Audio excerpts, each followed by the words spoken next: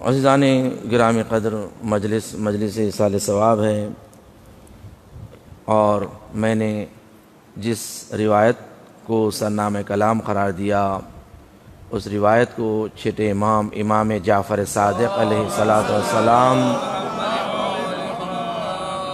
اپنے چاہنے والے اپنے ایک صحابی صفوان بن جمال کو یہ ارشاد فرماتے ہیں کہ جب بھی تم چاہتے ہو ہمارے جد حسین علیہ السلام کی زیارت کرو تو زیارت وارث کے ساتھ ہمارے جد کی زیارت کرو تو اللہ تمہیں ہمارے جد کی زیارت کا شرف عطا کرے گا۔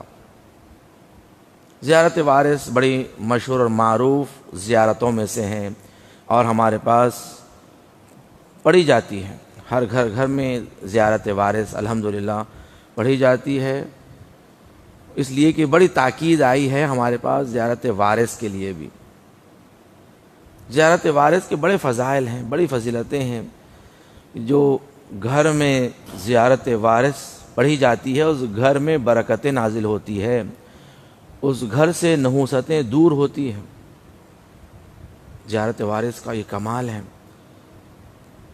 اور مخصوصاً حاجات کے لیے بھی بیان کیا گیا ہے کہ انسان کو کوئی حاجت ہو تو وہ زیارت وارث پڑھا کرے، بہت جلد اس کی حاجت پوری ہوتی ہے۔ اور اس کا طریقہ یہ بتایا گیا ہے کہ اس طرح پڑھیں کہ زیارت وارث پڑھنے کے بعد اس کا ثواب ہدیہ کریں مرحومین کے لیے، بالخصوص ان مرحومین کے لیے جس کا کوئی وارث نہیں ہے۔ کیونکہ اس کا نام اس کا زیارت وارث رکھا گیا ہے، تو کہا گیا ہے کہ اس کا ثواب ہدیہ کرے ان کے لیے کہ جس کا کوئی وارث نہیں ہے، یا اگر وارث ہے بھی تو ناخلف وارث ہے، کیونکہ بعض ہوتے ہیں ناخلف وارث ہوتے ہیں۔ اس لیے کہتے ہیں کہ انسان ایسی اولاد کے لیے دعا کریں کہ جو اولاد صالح ہو، ورنہ ہر اولاد نصیب ہونا کمال نہیں ہے، ہر پیسہ نصیب ہونا کمال نہیں ہے۔ پیسہ انسان کو گمراہ کر دیتا ہے، وہ پیسہ نعمت ہے کہ جو انسان کو اللہ سے قریب کرے، وہ اولاد نعمت ہے کہ جو انسان کے کام آئے دنیا و آخرت میں، ورنہ ایسی اولاد جو کام نہ آئے وہ اولاد ناخلف اولاد کہلائی جاتی ہے۔ اس لیے کہا گیا ہے کہ ان کے لیے مخصوصاً ہدیہ کریں کہ جس کے نہ کوئی وارث ہو، اگر ہے بھی تو ناخلف وارث ہے، جو اپنے ماں باپ کو اپنے مرحومین کو بھول گئے ہیں۔ تو فرمایا بہت جلدی دعا قبول ہوتی، اس لیے کہ ایک روایت ہے کہ جہاں پر پروردگار فرماتا ہے کہ میں ہمیشہ ٹوٹے ہوئے قلب اور ٹوٹی ہوئی قبروں کے قریب ہوتا ہوں، یعنی جس کا دل ٹوٹتا ہے نا، پروردگار کہا گیا ہے کہ اس کے قریب ہوتا ہے اللہ۔ اس لیے کہتے ہیں کبھی کسی مومن کے دل کو ٹھیس نہ پہنچانا، کیونکہ خدا پھر اس کے بہت قریب ہے۔ اور اسی طرح ٹوٹی ہوئی قبر کہا گیا ہے۔ ٹوٹی ہوئی قبر کے معنی اب یہ نہیں ہے کہ قبر کا ٹوٹنا اچھی بات ہے، نہیں، بلکہ یہاں بتایا جا رہا ہے جیسے مومن کا دل توڑنا برا ہے، قبر کا بھی ٹوٹا رہنا برا ہے۔ اور اس کی قبر ٹوٹی ہوئی ہوتی ہے جس کے ورثہ قبر پر نہیں جاتے۔ کم سے کم کچھ مومنین تو ایسے ہوتے ہیں کہ سال بھر میں 15 شعبان کو تو چلے جاتے۔ فرمایا حد اقل سال بھر میں بھی انسان ایک مرتبہ چلے جائے تو اس کی بھی قبر ٹوٹتی نہیں، کہ سال بھر میں ایک مرتبہ تو چنا پانی کرا لیتا، بنا لیتا، قبر ٹوٹ گئی تو پتھر ٹوٹ گیا تو بنا دیتا، سیمنٹ لگوا دیتا۔ مگر اگر ٹوٹ گئی قبر تو پتہ چلتا ہے کہ وہ سال بھر میں ایک مرتبہ بھی نہیں آتا۔ جانے گرامی، واقعا بڑا افسوس ہے۔ پروردگار کس قدر چاہتا ہے کہ انسان حتیٰ مرنے کے بعد اگر مومن ہے اس دنیا سے ولایت علی کو لے کر گیا، اللہ چاہتا ہے کہ وہ معاف کر دیا جائے، اس کے گناہ معاف ہو جائے۔ اس وجہ سے دروازہ اپنی رحمتوں کا کھلا رکھا ہے۔ اپنے مرحومین کے لیے ایصال ثواب کرو، ان کے لیے خیرات کرو، ان کے لیے نیکیاں کرو، صدقہ کرو۔ تمہارے مرحومین کی ارواحیں تمہارے گھروں پر آتی ہے اور ایسے گڑ گڑاتی ہے جیسے کوئی فقیر مانگتا ہے، بھیک مانگتا ہے۔ زان گرامی یہ روایتیں ہیں، اس کے لیے تاکید آئی ہے۔ تو فرمایا زیارت وارث کی بڑی اہمیت ہے، زیارت وارثہ پڑھا کرو۔ اور اسی طرح زیارت وارثہ کا پڑھنا، جو چاہتا ہے کہ اسے مولا کی زیارت کا شرف نصیب ہو، زیارت وارث پڑھا کرے۔ زیارت وارث بہت اعلیٰ مضامین اس زیارت میں ہیں، جہاں پر سید الشہداء کو وارث آدم، وارث نوح، وارث ابراہیم، وارث موسیٰ، وارث عیسیٰ اور وارث پیغمبر اکرم محمد مصطفیٰ صلی اللہ علیہ وسلم کہ آپ کو خطاب کرنا کہ آپ وارث ہیں۔ اور سوچے کہ اور کیوں نہ وارث ہو، کہ جو قربانیوں کو دے کر دین کو تقویت پہنچائی اور ایک ایسے اصول زندگی میں عطا کیا ہے سید الشہداء نے۔ اس لیے بڑی تاکید ہے کہ سید الشہداء کا ذکر برپا ہوتا رہے، اپنے مرحومین کے لیے بھی سید الشہداء کا ذکر برپا کرتے رہیں کہ ثواب اس میں بہت زیادہ ہے۔ کیونکہ اس ذکر نے اللہ کے دین کو بچایا ہے، اس لیے بڑی تاکید آئی ہے۔ تو زیارت وارثہ میں کہ جہاں پر ہم یہ بیان کرنے کے بعد کہ آپ وارث ہیں ان تمام انبیاء کے، پیغمبر اکرم کے، مولا کائنات کے، شہزاد کونین کے، اس کے بعد فرزند رسول آپ پر سلام، فرزند امیر المومنین آپ پر سلام، فرزند زہرا آپ پر سلام پیش کرتے ہیں۔ اس کے بعد گواہی دیتے ہیں کہ ہم گواہی دیتے ہیں کہ آپ نے نماز کو قائم کیا، آپ نے زکوٰۃ کو ادا کیا، اور آپ نے اللہ کے دین پر، رسول کی، امیر المومنین کی اطاعت کی، یہاں تک کہ آپ نے اللہ سے ملاقات کی۔ دیکھیں یہ ہے دین کے معیارات، دین کا کمال یہی ہے کہ انسان کامل جبھی ہوتا ہے کہ وہ اپنی زندگی کو ایسے گزارے کہ جو اللہ کے دین پر اس کا زندگی گزرے، اللہ کی اطاعت، اللہ کے رسول کی، ائمہ معصومین کی اطاعت میں زندگی گزرے، یہ ہے کمال۔ اور پھر اس کے بعد آپ کے دشمنوں پر لعنت۔ اس لیے کہ دیکھیں دین کا کمال دو چیزوں سے ہوتا ہے، محبت اور بغض، دشمنی۔ یعنی فقط محبت ہو، دشمنی نہ ہو، یہ دین کامل نہیں ہے۔ دیکھیں اس لیے کہتے ہیں کہ شیعہ ہونے کے لیے فقط محبت علی اور آل علی رکھ لینا کافی نہیں ہے، ولایت کا خالی رکھ لینا کافی نہیں ہے، بلکہ اہل بیت کے دشمنوں سے دشمنی بھی ضروری ہے، اہل بیت کے دشمنوں سے بغض بھی ضروری ہے۔ اگر ذرہ برابر بھی کسی کے دل میں اہل بیت کے دشمنوں کے لیے محبت ہو تو اس کی ولایت قبول نہیں ہوگی، اس کی عمل قبول نہیں ہوگا۔ ہمارے پاس معیار جیسے محبت پر تاکید ہے، اسی طرح دشمنی پر بھی تاکید ہے۔ جب تک آپ اعوذ باللہ من الشیطان الرجیم نہیں کہتے، بسم اللہ نہیں کہہ سکتے۔ بسم اللہ سے پہلے تاکید ہے نا کہ آپ شیطان سے پہلے برات کریے، پہلے لا الہ کہیے، پھر اس کے بعد الا اللہ میں آئیے، صلوات پڑھیں محمد و آل محمد کی بارگاہ سے۔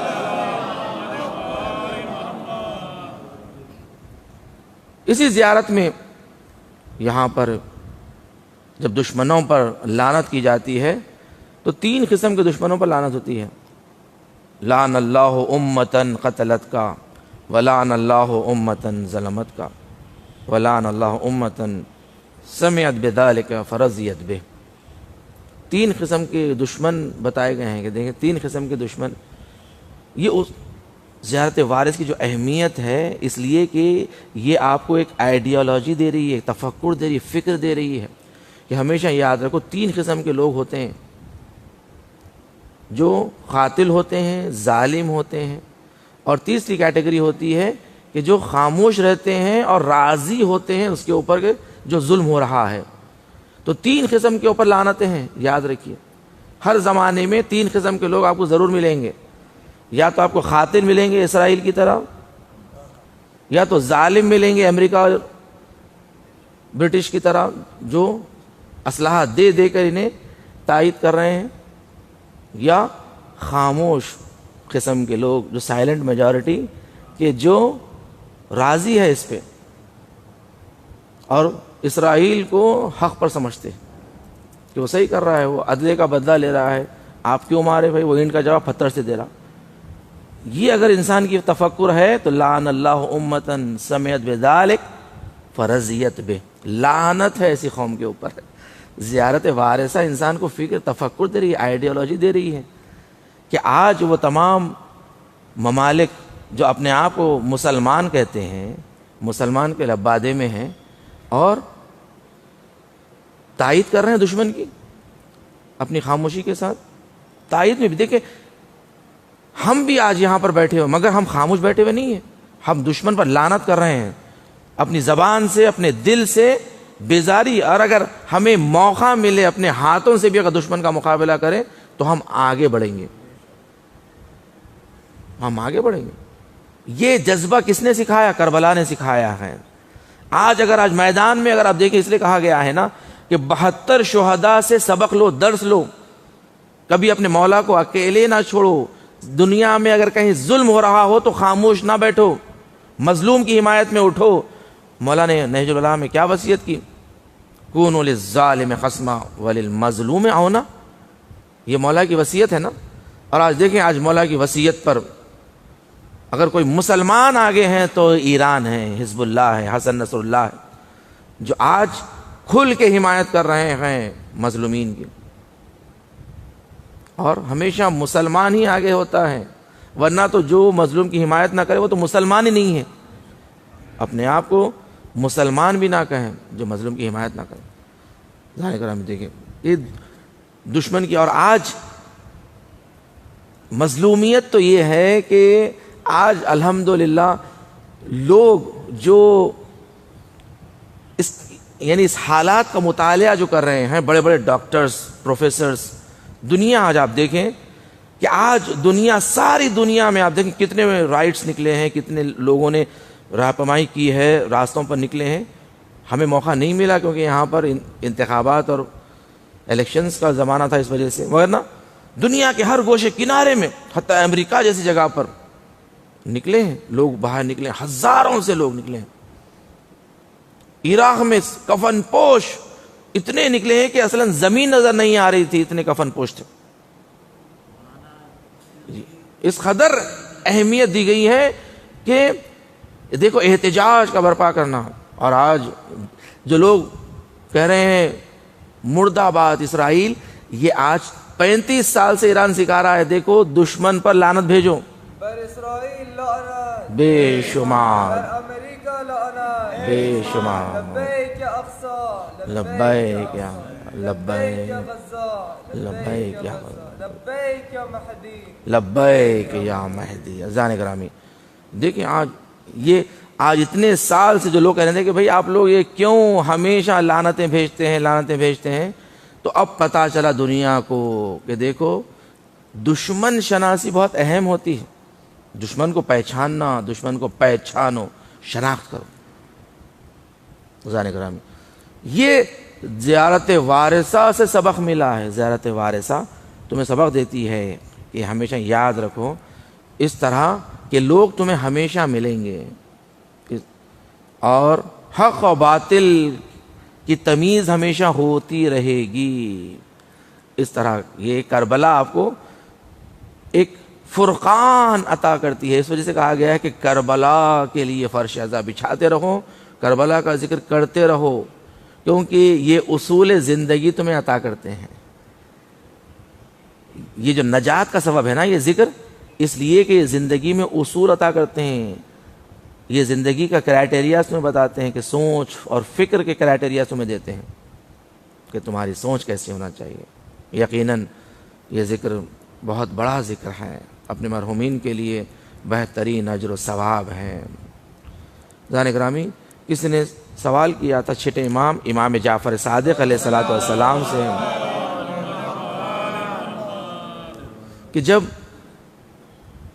منصور دوانیقی نے آپ کے گھر کو آگ لگائی تھی اور جب سارے خادم مل کر آپ کے گھر کی آگ کو بجھا دیا, بجھانے کے بعد دیکھا کہ امام ایک گوشے کنارے میں بیٹھ کے رو رہے ہیں, گریہ کر رہے ہیں, تو خادم نے پوچھا مولا آگ تو بجھ چکی ہے اور کوئی نقصان بھی نہیں ہوا ہے اتنا زیادہ، اور خدا نخواستہ کسی کی موت بھی نہیں ہوئی، آپ پھر رو کیوں رہے ہیں؟ تو امام نے فرمایا کہ جب گھر میں آگ لگی تھی تو مجھے کربلا کے خیموں کے جلنے کا منظر یاد آ گیا کہ جب کربلا میں خیمے جل رہے تھے تو بچے اور بیویاں ایسے بکھر گئی تھی جیسے اگر کوئی تسبیح ٹوٹ جاتی ہے تو تسبیح کے دانے جیسے بکھر جاتے ہیں، ویسے کربلا میں بیویاں اور بچے بکھر گئے تھے۔ زان گرامی، اور آپ جانتے ہیں نا کہ کیا منظر تھا شام غریبہ کا۔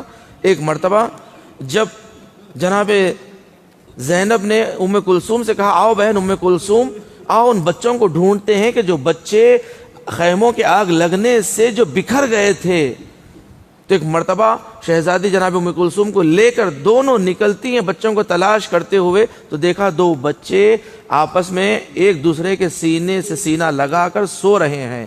تو بی بی ام کلثوم نے کہا کہ بہن زینب ایسے لگتا ہے یہ بچوں کو نیند آ گئی ہے، ذرا آہستہ سے انہیں اٹھائیں گے۔ اب جو قریب آئے اور آ کر دیکھا یہ بچے سو نہیں رہے ہیں بلکہ گھوڑوں کی ٹاپوں سے ان بچوں کے سینوں میں، گھوڑوں کی ٹاپوں سے ان کے سینے آپس میں پیوست ہو چکے ہیں، پھسلیاں ٹوٹ کر ایک دوسرے کے سینے میں پیوست ہو گئے ہیں۔ زان گرامی، دو مظلوم بچے مسلم کے بچے تھے جو کربلا میں دو بیٹے مسلم کے شہید ہوئے ہیں۔ سوچے کس قدر مظلومیت تھی۔ ہائے جناب مسلم ابن عقیل کتنا مظلوم شہید تھا کربلا کا، کہ دو بچے کربلا میں شہید ہوئے، دو بچے کوفہ میں شہید ہوئے ہیں۔ زان گرامی، یہ مظلومیت شام غریبہ کی۔ ایک مرتبہ جب جناب زینب تھک کر ایک مقام پر آ کر بیٹھی تو بی بی فضہ آئی اور آ کر کہنے لگی زینب غضب ہو گیا۔ جناب زینب نے کہا کہ اماں فضہ اب کیا غضب ہونا باقی رہ گیا ہے؟ میرا حسین مارا گیا، میرا علی اکبر مارا گیا، خیموں کو آگ لگا دی گئی، ہمیں لوٹ لیا گیا، ہمارے سروں سے چادر چھین لی گئی، اب کیا غضب ہونا باقی رہ گیا؟ فضہ نے کہا زینب گھوڑوں کی نال بندی تبدیل کی جا رہی ہے، زینب چاہتے ہیں کہ حسین کے لاش پر گھوڑوں کو دوڑائیں۔ اب جو زینب نے وہ منظر دیکھا، ہائے 10 گھوڑوں کو لایا گیا ہے حسین کی لاش پر دوڑانے کے لیے، سارے لاشیں موجود تھے۔ ایک مرتبہ ہور کا لشکر آگے بڑھا، کہا کہ ہم ہمارے سردار کی لاش پر گھوڑے دوڑنے نہیں دیں گے۔ زہیر کا لشکر آگے بڑھا، کہا ہم اپنے سردار کی لاش پر گھوڑے دوڑنے نہیں دیں گے۔ ایک مرتبہ عمر سعد نے کہا جو جس کا وارث ہے وہ اپنے لاشوں کو لے جائے۔ تمام لاشیں اٹھ گئے، ایک لاشا بے وارثا رہ گیا، ہائے زہرا کا لال، حسین کا لاشا پامال۔ الا لعنت اللہ علی قوم الظالمین وسیعلم الذین ظلموا ای منقلب ینقلبون۔ بار اللہ پروردگار ہم سے ذکر خلیل کو قبول فرما، ہمیں کوئی غم نہ دے سوائے غم حسین کے۔ جس مرحوم کی مجلس اصال ثواب ہے اس مرحوم کو درجات عالیہ نصیب فرما۔ پروردگار تجھے واسطہ محمد و آل محمد کا دنیا میں جہاں جہاں مومنین مومنات ان کی جان و مال عزت و آبرو دین و ایمان کی حفاظت فرما، بالخصوص غزہ کے مظلومین کی نصرت فرما۔ پروردگار علماء اعلیٰ مراجع کرام کا سایہ ہمارے سر پر قائم و دائم فرما۔ دشمنان اہل بیت، دشمنان اسلام، بالخصوص اسرائیل کو نیست و نابود فرما۔ امام زمانہ کے ظہور میں تعجیل فرما، ہمیں امام کے اعوان و انصار میں شمار فرما۔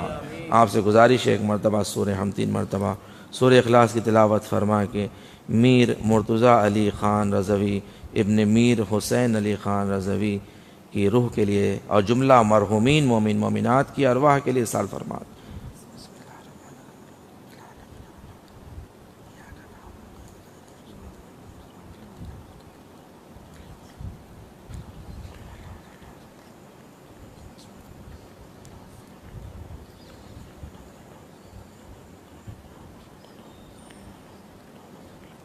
ربنا تقبل منا انك انت السميع العليم بجاه محمد وآله الطاهرين.